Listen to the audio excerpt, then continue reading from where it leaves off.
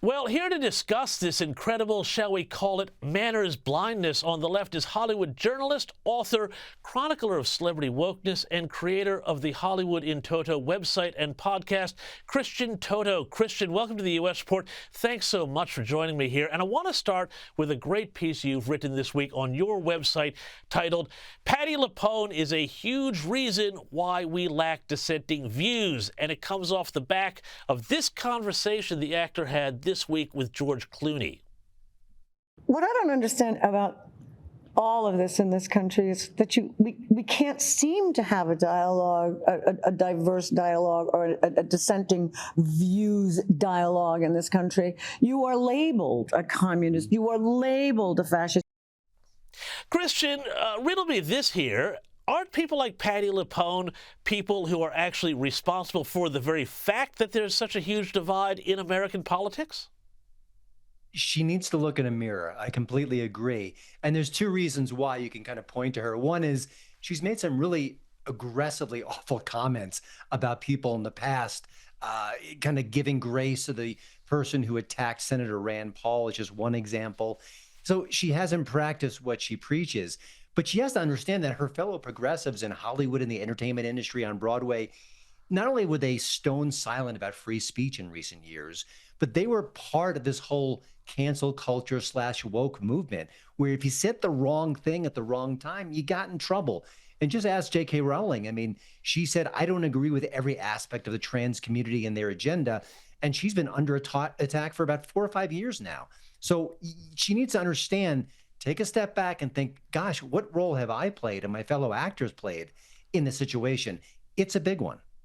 But, you know, Christian, it's not just, of course, this one actor or actress.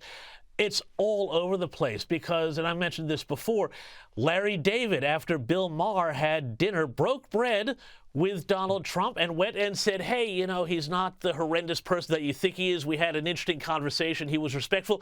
Well, Larry David then goes into the New York Times and he writes a piece saying, well, you know, this is basically like having dinner with Hitler.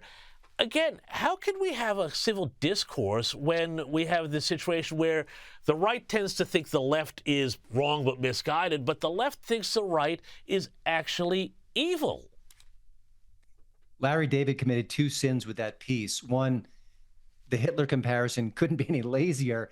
And 2, it wasn't remotely funny. I mean, I don't know how Larry David could ever write anything that wasn't funny, but he did just that. You know, he's picking on the one person, Bill Maher, a rock rib liberal who has spent months and months and months reaching across the aisle, talking to conservatives in ways that are helpful and full of good conversation and agreeing to disagree. He has really modeled that behavior in a way that almost no one else in Hollywood has done.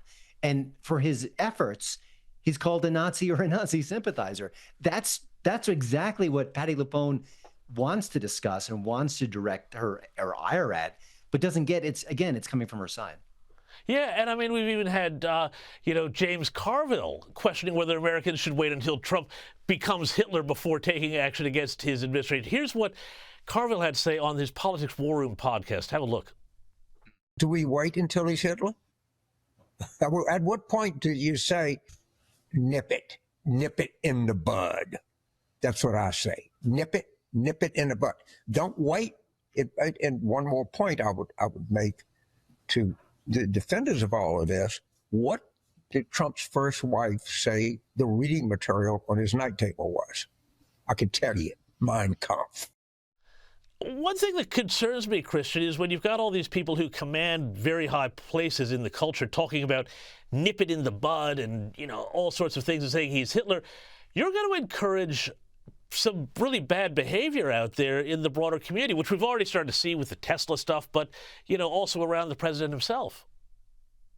Yeah, we've had not one but 2 assassination attempts. That rhetoric is really wildly irresponsible, and James Carville is smart enough to know better.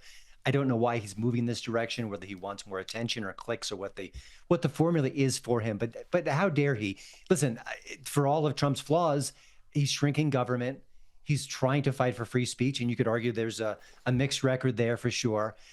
He's been nothing but a friend to Israel and the Jewish people. I mean, he's the worst Hitler ever. If you have to, if you cut right to the chase. And, we've seen this for years in America where each successive Republican leader is deemed Hitler. I remember Bush's Hitler, and it's exhausting.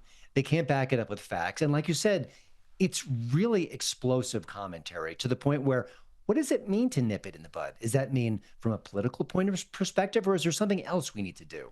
Well, yeah, it's dangerous. Look, I agree completely. But, I also want to talk about what's going on the right side of politics, too, because there's been a recent dust-up between two very, very prominent people, broadly associated with the right, author Douglas Murray and the podcaster Joe Rogan, and particularly around conspiracy theories, historians who are not really great historians, saying that Churchill was the bad guy in World War II, and kind of a sense that there's some edginess for its own sake that's causing some trouble on the right. Could you walk us through this? Because I've seen an awful lot of this, but I haven't had anybody clearly explain exactly what happened here. And is there a problem on the right as well with some kind of wacky ideas at the fringes? I think there is a problem. How big of a problem, I don't quite know, but it's emerging and it's something we should address head on. And I think Douglas Murray did that when he appeared on the Joe Rogan Experience and just looked at Joe Rogan and said, listen, why are you having these people on? I think one of the historians, and I'll put that in scare quotes, wouldn't even go on the show to debate in person with Douglas Murray. No, I don't blame him. I would never debate Douglas Murray. He's one of our sharpest minds. But if he can't even stand toe-to-toe with him and defend himself, well, what does that mean? But more importantly, Joe Rogan isn't just a podcaster anymore. He was a player in the 2024 election. And as Uncle Ben told Spider-Man, a young Spider-Man, with great power comes great responsibility. Joe can love all the conspiracy mongers he wants. He can have fun with those conversations. But there are some conspiracies that edge into a really tough terrain where it's explosive and it's wildly inaccurate and it's hurtful and it veers on bigotry. And I think that's where he's, kind of teetering toward. And I don't like it at all. A couple of years ago, when he interviewed Jack Dorsey from Twitter, a lot of Joe Rogan's fans blasted him, said, you just gave him softball questions. That was wrong. Well, he brought Jack Dorsey back and he included Tim Pool in the conversation.